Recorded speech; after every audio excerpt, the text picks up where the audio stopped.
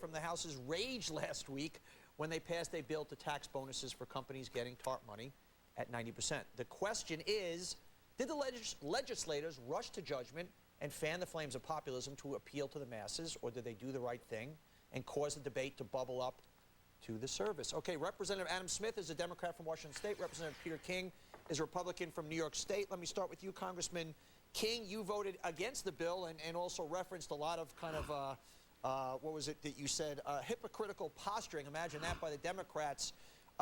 Has Congress gotten to a point that it is because at the end of the day they're not passing laws, so to speak, that they can kind of do a sideshow every time and play to populism and really get people's eyes off the ball and pretty much just be running for office every 24 months? Well, I thought last week was certainly not Congress's finest hour. However, to put it in perspective, Winston Churchill said democracy is the worst form of government except all the others.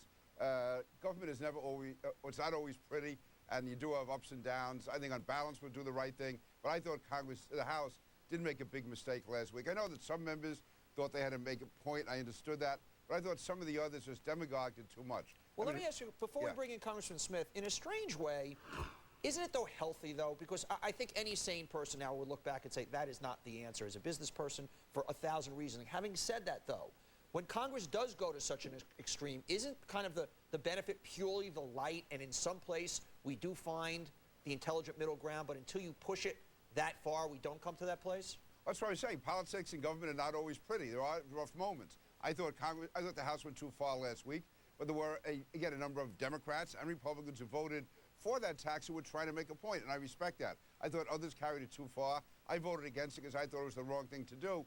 But, listen, none of us is a moral paragon. None of us is perfect, except maybe for cable talk show hosts. But other than that, the rest of us in the House, Adam and I just try to do the best we can. I appreciate that, and I think you made a gutsy call at voting against this. You voted your heart rather than your electorate, and I think that was actually, I would like to see more of that, because this 90% passage, 90% clawback makes zero sense. It's completely off base, and I think a lot of those votes were cast out of cowardice rather than what the people really believe. Well, that's a tee up for Adam. Adam, you're caught in a tough position of Congressman. Are you ever, in this instance, was there a little voice inside of you saying, I know this doesn't make sense, but at the end of the day, this is a bandwagon I have to jump on? And how do you kind of juggle those little two guys on your shoulders on both sides when a moment like this happens? Well, public policy making is tough. I mean, we've got a lot of people that we're listening to and a lot of issues that we're trying to sort through. But let me make 2 points. I mean, first of all, the most important thing about this is figuring out how to get our financial institutions back up and running effectively is the most important thing that we're doing. So what Treasury did this week is far more important than what the House did last week on the bonus issue. And I don't think we should take our eye off the ball there. And I think Congress has been helpful in a variety of different ways trying to deal with that crisis. Second, I think I agree with Peter. I voted different, but I agree with his assessment. Some of the rhetoric was way over the top and hopelessly unnecessary and did not shine a very nice light on Congress. On the other hand, we have noticed that since then, $50 million of those bonuses have been given back.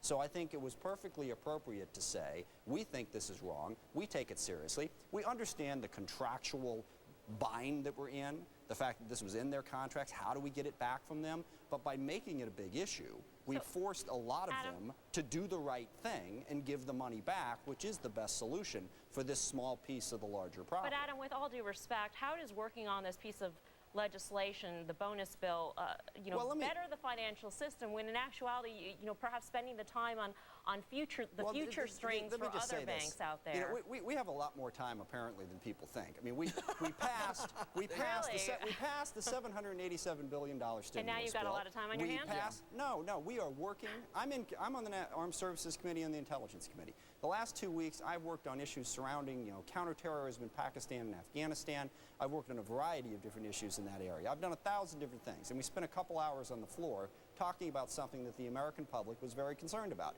these bonuses from AIG. So this notion that, we could have been curing cancer if we hadn't spent this time on this one piece of bill, I think is horribly misplaced. It so is horribly don't make the argument but that, I would make the counter-argument. I think it was important to do this, and I think we took the right amount of time, not too much, and we are capable of doing more than one thing. You frankly, sir, weren't in front of a camera, in front of a live television audience with the chance to educate the public on what really matters. We said, basically debated this and we soundbited it and we beat it to within an inch of its sorry life to try to pass a law. And you were doing important things off camera that no one saw. Well, and also, there were some people on camera that were speaking intelligently.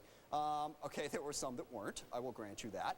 And as I agreed with Representative King at the outset, some of the rhetoric was over the top and not helpful, but some of it was also a pretty honest discussion of what a lot of American voters are feeling, and a little bit more of a discussion about this financial problem. Congressman, so it wasn't the complete waste we of time. got to cut it off here, but it is interesting. Under the guise of rhetoric, you know, what is unfortunate about sometimes some statements so over the top. I'm going to read from Representative Joe Donnelly, a Democrat in Indiana. He said, back home in Indiana, if a fellow goes and places a bet on a Bears game, he can go to jail. On Wall Street, he's considered a master of the universe. How does this work and why is it allowed? So we shouldn't have any betting on Wall Street. In fact, we shouldn't have any stock investing. In fairness, it goes a little ridiculous. He's only considered a master of the universe if he wins the Bears game. That's it. Well, I think that's what he's trying to say. Hey, Congressman, thank you so much.